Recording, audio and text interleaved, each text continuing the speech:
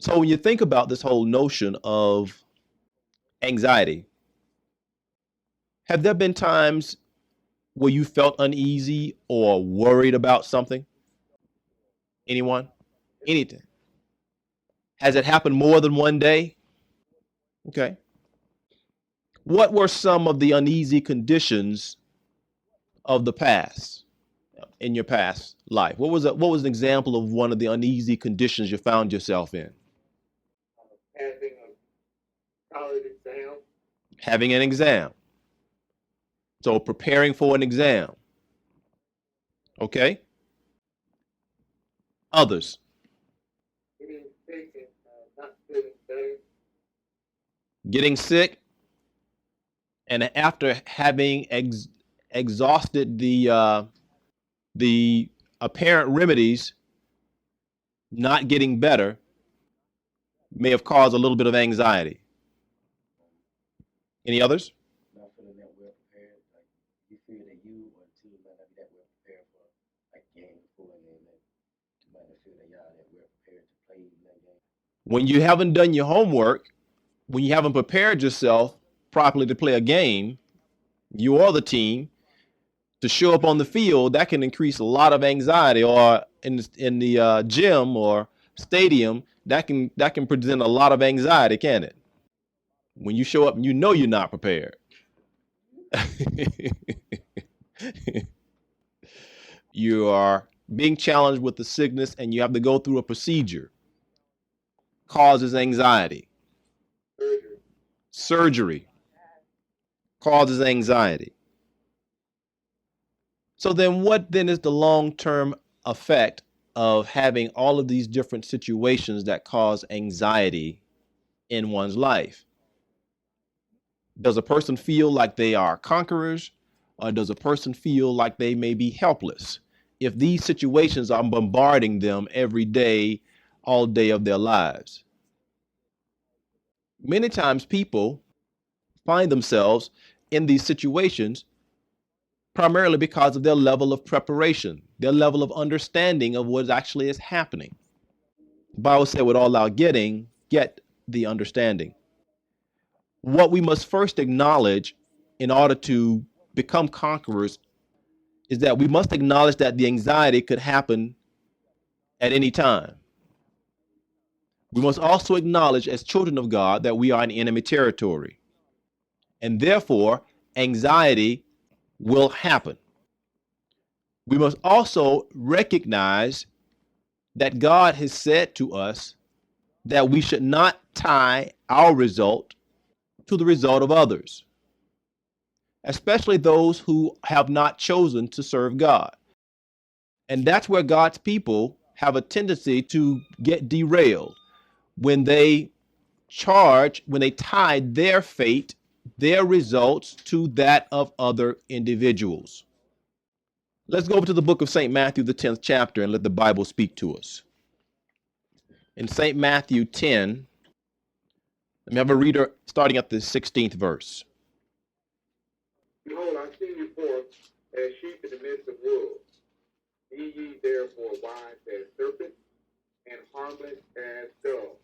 Hear the words of God today.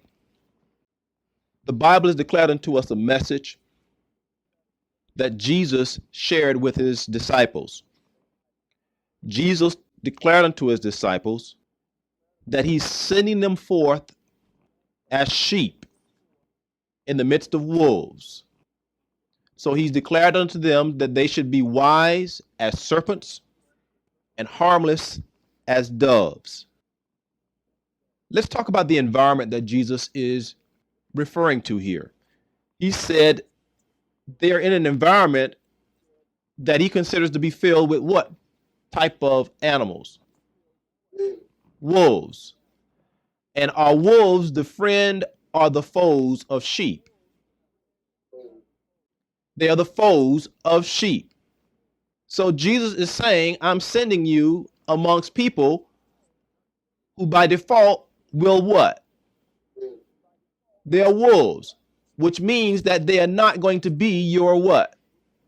Friend. So if you are a disciple of God, it is his expectation that you would be learning to become sheep-like, but recognizing that you are in an environment in enemy territory where it's filled with what? Wolves. And sometimes God's people don't live that way. And because they don't acknowledge that, anxiety comes. Jesus is up front. He hasn't been shy about sharing the kind of environment that they live in, the society that they live in. Is that society any different today? No, it is not. There are many wolves out there. He said, I'm sending you in the midst of wolves. See, when the sheep of God truly realize the world they live in is enemy territory, what Jesus is encouraging them to do is to strategize and to use what they learn to their advantage, not to be like the blind following the blind.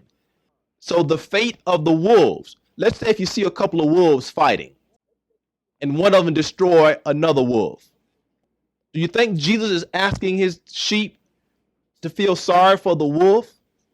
Do you think Jesus is asking his sheep to go through the same thing the wolf just went through? No, Jesus is asking his sheep to learn from that and don't do it themselves.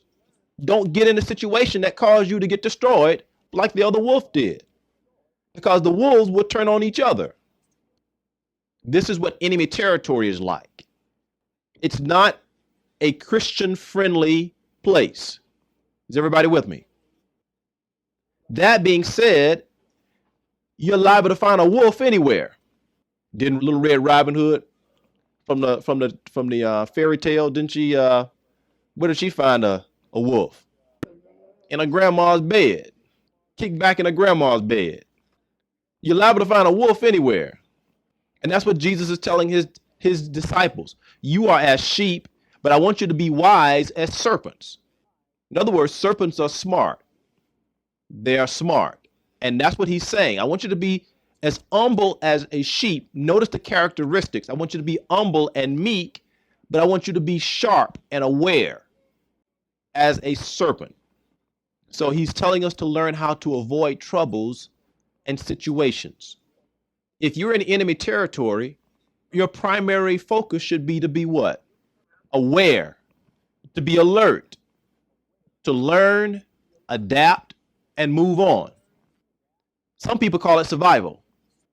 When people who have been in war situations, when you see it depicted, if you haven't been in it, what you see are people who are constantly learning, responding, and adapting to the environment.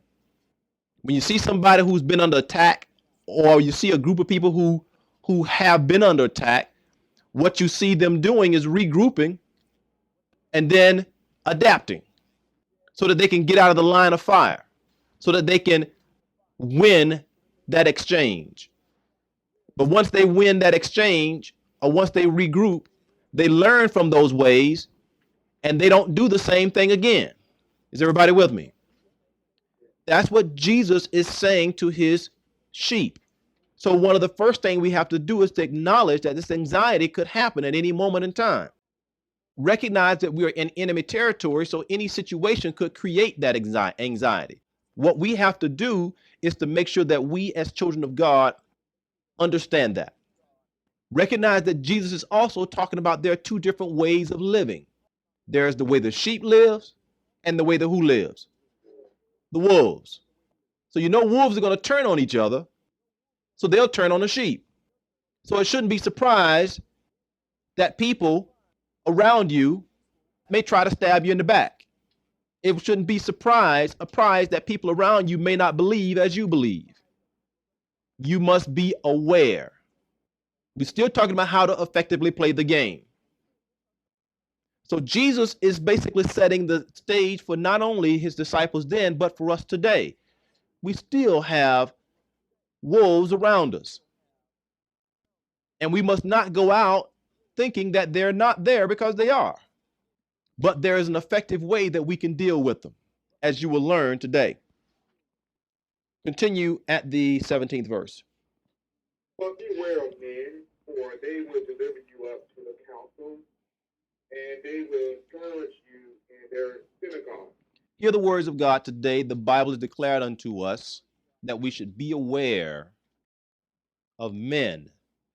Jesus said, be aware of mankind. So he's continuing this discussion. He started out by saying wolves and sheep, right? Now notice how he's breaking it down. He's saying, I'm going to give you a real life application. He said, beware of mankind, for they will accuse you. In other words, they will lie on you. He said that they will scourge you, which means any means of inflicting severe punishment, suffering, or vengeance upon you. In other words, they will try to make you fail because they're playing the game to try to what? Win. And everybody don't play the game by the same rules. Am I right? Everybody don't care about sportsmanship. There's one team that was known as being one football team that was known as being a dirty team, and one basketball team that comes to mind that was known as being a dirty team at one point in time in their history. The Oakland Raiders were known as being a dirty team because of the way that they played the game. And their motto was just win, baby, win. And I think it's still that today. But the same thing was true of the bad boys of the Detroit Pistons during that era. It was true of them. They had a reputation for playing dirty ball. Is there a team called the Detroit Pistons today in the NBA? Is there a team called the Oakland Raiders in the NFL? So obviously they must have played enough within the rules of the game not to be kicked out perpetually out of the game. Is everybody with me? My point here is that everybody don't approach the game the same way. And if you understand that and are aware of that, then you know that there are some things that you must do to prepare yourself for that kind of game. So Jesus is letting his children know mankind doesn't have your best interests at heart. They will accuse you and they will use any means of inflicting severe punishment or suffering or vengeance upon you if they get a chance to. That's what a wolf will do.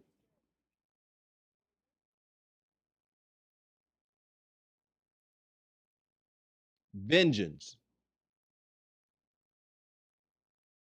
This happens especially if you appear to be weak and what? Vulnerable. And many times when someone see a child of God that is meek and humble, many times it is interpreted as being weak and what? Vulnerable. And just because a person is meek and humble doesn't mean that they are weak and vulnerable. But you know what the deciding factor is? Is whether or not that child of God is aware. You must be meek, humble, and aware. That's critical. If you're meek, humble, and aware, it means that you will not be taken advantage of. But if you're just meek and humble, people are going to try to take advantage of you. That's what Jesus was talking about here. He said they'll deliver you up to the councils. They'll lie on you because you will have something that they want. And so therefore, they'll do what it takes to try to take it from you. And they'll do this in their world. Why? Because you're in enemy territory and their synagogues or their world accepts it. Bible scholars, you remember what happened to Jesus Christ? when he stood before Pontius Pilate. It was their festival, and he had an opportunity to let one prisoner go free between Jesus and Barabbas. Who did the people choose? Now, what kind of reputation did Barabbas have, Bible scholars? He was evil. What kind of what was he in for, though? Murder. He killed somebody. What was Jesus in for? He didn't do anything wrong. He was just standing for what he believed.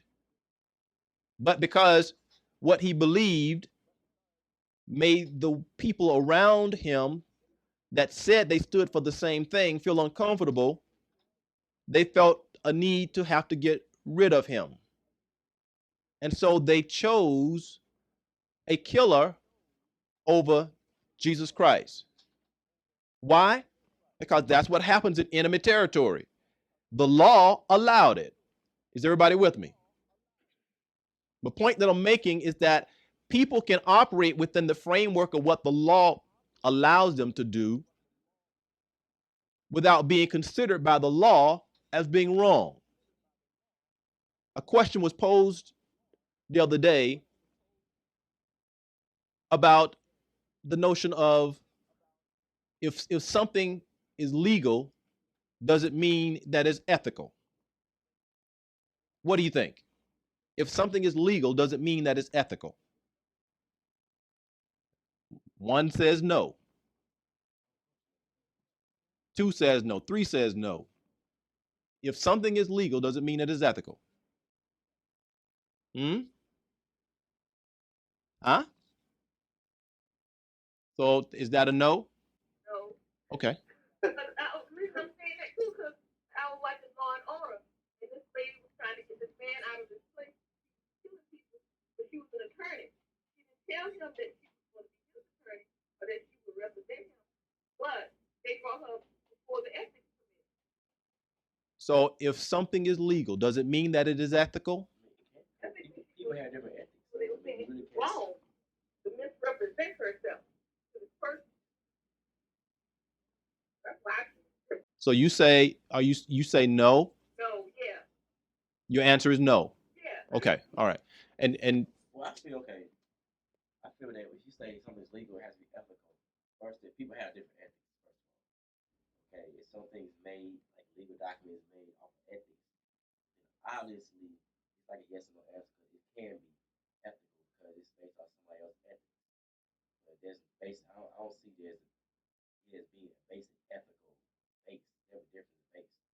But I mean, if legal documents are made according to someone's ethics, so basically it is ethical. So you're changing your answer to yes. Okay, all right. Other thoughts? Now you may say, well, why is this question even important? It's important because it's a part of the awareness that God's people must have in order to be effective at playing the game called life, in order to conquer this notion of anxiety. Just because something is legal, is it ethical? Does that mean it also is ethical? The answer is yes.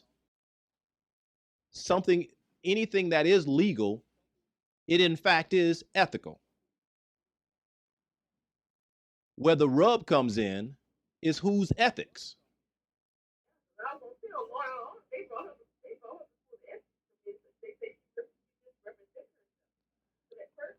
So the question is, whose ethics is it based on?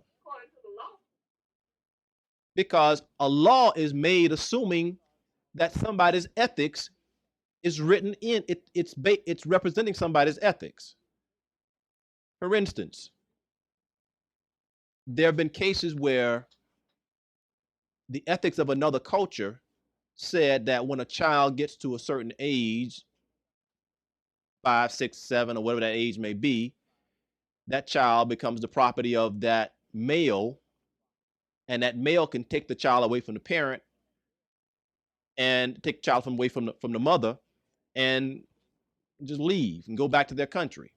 And that's happened in a couple of real cases in the past.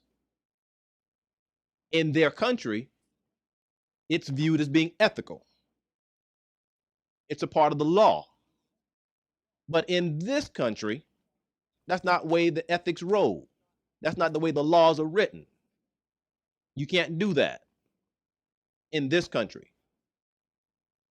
So it's whose ethics is the legal matter based on. So that means that if something is considered legal, it in fact is ethical. The issue is whether or not it represents the ethics of the masses. Is everybody with me? Does that make sense? Which brings me to this point. This country was founded because some people left England because they had a different set of ethics that they believed in. Am I right, history scholars? Didn't history tell you that this country was founded by some English people? Was settled by some English people, not founded, settled by some English people who later were called pilgrims. And they came here for religious freedom. In other words, they didn't share the ethics of the British colonies. And so therefore, they came here to a place where they could have their own, set up their own what? Laws based on their own what? Ethics. Is everybody with me? Well, what we found that over time, as history has evolved in this country, that the laws had to be changed because they didn't represent the ethics of the people. That's why civil rights came into play, because the laws as these were written originally did not represent the way they were implemented, did not represent the ethics of the people. Is everybody with me? So it had to be changed in order for it to represent the masses. But it was still considered to be ethical. It was just whose ethics were they based off of. And that's why there's a civil rights struggle, because the struggle is about helping to make sure that people, the ethics of a small few don't represent the ethics of the masses. Does that make sense? And so the Bible is trying to say to us, we must be aware of such things. We must be aware of the fact that when people can deliver you up, they can put you in front of councils for the wrong reasons because of their ethics. And your ethics will be on trial. Your belief system will be on trial. Your way of living will be on trial. That's what happened to Jesus.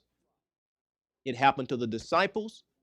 So it will also happen to us. Why? Because of the way that we live. We must know these things and be aware of these things in order to be effective in our lives. Oh, praise be to God, from whom all blessings flow. It is our prayer at Clay Family Ministries that your life has been increased with the increase of God through this study. We appreciate and are thankful for your fellowship during this life skills study segment.